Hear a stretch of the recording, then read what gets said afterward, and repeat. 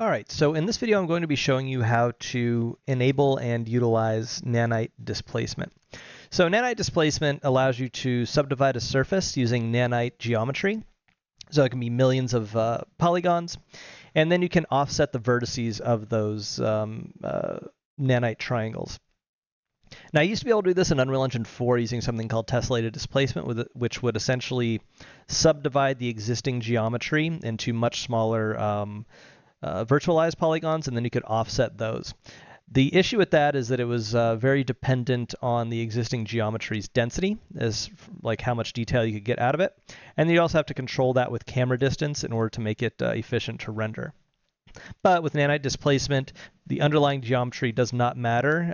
You can do this on a 2-poly plane, and it'll still give you the same density in my experimentation with it.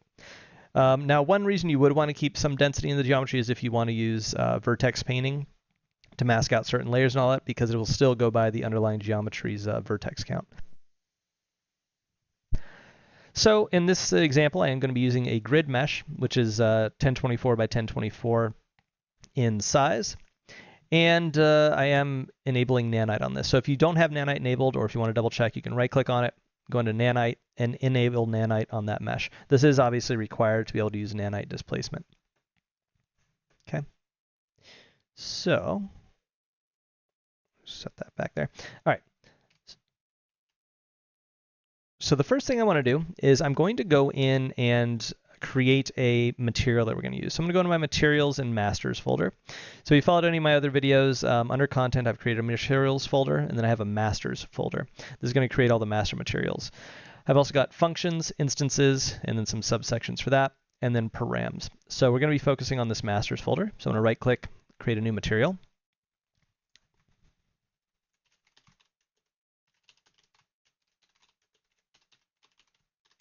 Now, I do have substrate enabled as well. As you can see, I named this master underscore nanite displacement underscore substrate. So if you do not have substrate enabled, you can enable it by going to Edit, Project Settings, and then searching for substrate and checking all of the boxes that I have here, and then restarting the editor. If you do not want to use substrate, you can still follow this tutorial and basically just ignore the parts where I use substrate-specific nodes, and then plug them in as you would normally with your material. But for this example and most of my videos, I am going to be using substrate. So I'm going to load up this material we just created. Now you'll see by default, since I am using substrate, it creates a substrate UE4 default shading. So like I said before, you can still, if you're using a standard node without substrate, you basically plug in these values instead of using substrate. But I'm going to get rid of this, and we're going to use some different nodes for this. So I'm going to right click and look for something called a slab. So this is a substrate slab. So if you type in slab, this will give you the core substrate features. This is going to plug straight into that front material. And I'm going to look for something called a substrate metalness to diffuse color F0. Since the substrate doesn't have inputs for metallic and specular and all that stuff, you can actually convert those to basically give you the same result using substrate. So I'm going to plug the diffuse albedo of that node into a diffuse albedo of the substrate slab, F0 into F0 of that slab as well. And then over here, we have our base color, metallic, and specular that we're going to plug in. And we're going to plug everything else into here and into here, which I'll go over in a minute. Right, so under my materials folder, I have this functions folder. We're going to go in and load up this textures PBR material function. So this already has my channel pack textures inside of it, and we're going to add some things in here to sample the height information. So you can see here, this is a very straightforward setup. If you haven't followed any of my other videos, and I'll go over it very quickly. So I have 3 textures in here. They are using channel packing. So this one is albedo and specular. Specular is in the alpha channel. This one is metallic, roughness, ambient occlusion, and height. Height is in the alpha channel. It's called MRAH. And you also notice with this one that I have them named. So with that texture selected, you can go under parameter customization, channel names, and then apply the names, and they'll show up here as well as a material instance. It makes it easier to kind of discern which channel is being used for what map. And then down here, I have a normal texture, right? And these are all going to output nodes. So if you right click and look for output function, you can add in one of those nodes, or you can just duplicate the existing node that shows up inside of the function when you create it. And all these are named accordingly, and I also have their sort priority set accordingly as well, as you can see over here, as to how they're going to align with other things when I bring them into the material. Over here, we have surface adjustments. This is another material function I created. Inside of this, we basically just have a texture coordinate and a 1 constant that I converted into a parameter, and it's called tiling. The default value of 1 says basically just control the tiling of the surface, right? We're going to come back to this in a little bit. And then it's going to an output node called UVs. Okay, and then those UVs are being plugged into the UV pin for each of these textures. Very straightforward to control the tiling of those textures. Okay, so what I'm going to want to do is create my node tree that's going to be used for my displacement. So what I'm going to start with is I'm going to start with an output pin. So I'm going to create a function output over here. I'm going to rename this to displacement. And I'll give this a sort priority after the last node. So we've got 1, 2, 3, 4, 5, 6 nodes. So this will be labeled as 6 because we start with 0. So our sort priority for this will be 6. All right, and then what I want to do is create a switch parameter. So I'm going to right click, look for a static switch parameter. This is going to be called bidirectional. And I'll put this into a group called D displacement. Now I'm doing a D space pipe space and then the name. This is basically to sort the groups alphanumerically. So A is my textures, B is my tiling, C is going to be my surface adjustment, so things like roughness and all that good stuff. D will be by displacement. I'm going to set the sort priority of this to 0. This will now plug into our output. From this, I want to create a lerp, so I'm going to hold L and left click. This is a linear interpolate. It'll interpolate linearly between an A and a B value. So true will plug into this. I then want to create a 1 minus. I'm going to right click and look for 1 minus. The A value of this lerp will go into 1 minus. I then want to create an add by holding A and left clicking. 1 minus will go into the add value. B will also go into that add value. False will also go into that add value. So essentially what's going on here is if this is set to true, it's going to use these nodes, which are going to allow me to do bidirectional displacement. I'll show you in the material instance how this makes a difference. But essentially, instead of just displacing from the bottom up, it will actually displace from the center point up and down, giving you a much more natural displacement. And it also helps mitigate things like assets bleeding through the surface because nanite displacement does not affect collision. It'll affect lighting and all that good stuff, but it will not affect collision. Okay. So the alpha of this linear interpolate is going to be plugged straight into our height value. Once again, that's the alpha channel of our MRAH over here. Okay, so now what I want to do is I'm going to create another 1 constant. So I'm going to hold 1, left click, right click, convert this to a parameter. I'm going to call this displacement center. Default value of this is going to be 0.5. This is basically where in the height map it's going to displace up and down from. 0.5 is going to be in the middle of the height map. So height map is essentially a black to white value and variations of that. And the black value would be 0, white value would be 1, anything in between would be a value in between 0 and 1. So 0.5 would be in the middle. So I'm going to plug the B value of this add into that displacement center.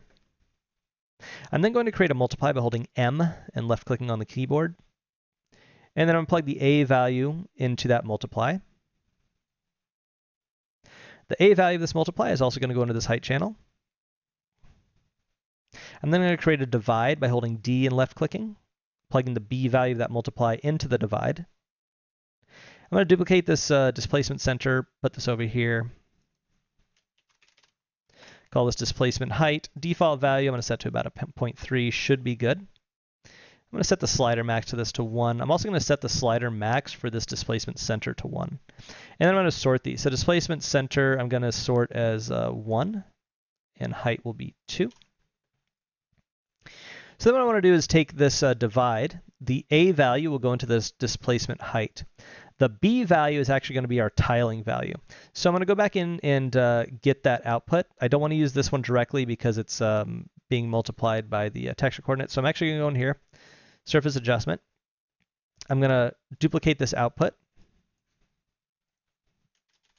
I'm going to call this tiling with a sort priority of 1 and plug tiling straight into it. Okay, and I'll show you why we're doing this in just a second. I'm going to save that, go back in. I'm going to take this tiling and plug it into the B value of this divide. Okay, so I'm going to go in and clean up these nodes. I'm also going to select all these nodes and hit C to comment them out. I'm going to call that displacement, set the font size to 12, and I'll make the color green. There we go. Just align that with those nodes there. All that looking good.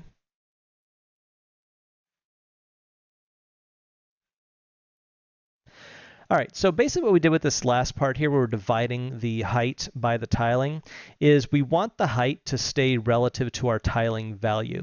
So as you tile up and down, if you're using displacement and you don't have this in here, it's basically going to stay the same height relative to the world rather than your tiling. So it'll stretch out the surface and all stuff, and it basically just creates more work having to adjust the tiling every time you adjust your, or having to adjust the height every time you adjust your tiling, right? Okay. So this is going to be our setup for the displacement. So I'm going to save this. I'm going to go back into the master material that we created. Go back to our functions. I'm going to bring in that textures PBR into this master material. And then we're just going to connect the corresponding pins. So base color into base color of this metalness to diffuse albedo F0 substrate slab. Metallic and specular also go into that. Roughness will go straight into the substrate slab. Then normal, AO will go into this node here. And then displacement will also go into this node. Now you'll notice in this node, displacement is currently disabled because it's grayed out. We can still connect a pin to it, but it's not going to do anything. In order to enable this, we want to click anywhere in the grid or on the slab itself. Go look for Nanite in the details. Enable tessellation. Now, once you do this, you do have Nanite displacement enabled, but magnitude is not going to be very good. So I'm going to set this to 80. You can also change this magnitude value in a material instance if you want to. This is going to control basically the height ceiling for how far you can displace the surface. So if it's just set to 4, you can't really displace it that far regardless of what value you put in for height. So 80 just gives us a little bit more room. We'll leave everything else for that as is. And one thing I do want to do is I'm going to reorder these, right? So it should actually be AO, displacement, and then the others. So I'm going to go back in here real quick. It just makes the pins align a little bit better. So I'm going to set AO to 0. Displacement will now be 1. Actually, so this should be 2, 3, 4. So base color, metallic, specular. Right, so base color, metallic, specular should be 4. Okay. And then we want roughness, so that'd be 5, 6, roughness, and normal. So roughness will be 5. This should be 6. Hopefully that sorts everything properly. There we go. Right, so now everything here makes sense. You can see the lines much easier and all that good stuff, all the strings. Cool. So everything is set up for our material. Everything should be good to go. I'm going to hit save on this. I'm going to find this material in the content browser by clicking on the little folder with the spyglass. I'm going to right-click on it, create a material instance. I'm just going to leave the instance default name as is. I'm going to throw this into my instances surface folder because it is a surface, and I'm going to throw this on our asset. So it should start rendering white in just a second, and wait for the shaders to finish compiling. So I'm going to load up this instance, and then what I'm going to do is I'm going to populate these textures. So we've got texture albedo S, MRAH, and normal. I'm going to check those boxes. And then I'm going to go into my existing textures. So I have a textures folder with surfaces. And I already have textures channel packed to correspond with this material. So I'm going to bring those in. So albedo, MRAH, and normal. Okay, so now we have our displaced surface. Now, one thing you'll notice right away is that shadowing is kind of weird on this, especially while you're working on it. This won't happen once you've kind of set in your values. There are a couple ways to get rid of this. One is to actually just slide the asset. just translate it and then hit Control Z to put it back, and then it'll automatically update correctly. The problem with that is anytime you go in and do any adjustment, so displacement, oh, and I did not put these in the correct place, so let me do that real quick. So we did not put these in the correct group, so I'm just going to change that real quick. So these will go into displacement. Let's save that. Go back to our instance. Now they're in the correct spot. Cool. So the problem with keeping the or having the shadows update improperly is that if you go into displacement height and you change this, right, it's not going to update properly there either. So you basically have to keep moving it around anytime you make an adjustment if you really want to see what the surface looks like. So what I recommend doing is actually going into your asset that you're working on, in this case this grid, go under lighting and its details and uncheck cast shadows only while you're working on it. That way you can do all of your adjustments, everything, and then go back to it later, and then it'll work properly. Hopefully this is a bug that they end up fixing, but for right now it is an issue using Nanite Displacement. Okay. So now that we have this in here, we can go in and adjust the height. As you can see, we've given ourselves a pretty high ceiling of 80, which should work in most use cases. You can always bring that down if you want to. Once again, that can be changed in the material instance itself. You go under General Material Property Overrides. You can go ahead and change that value under this displacement scaling. You can change the magnitude. You can see it's showing 80, but if I want to drop that down to, let's say, 20, I can do that as well. Once again, it's going to basically affect the range within which you can adjust your height.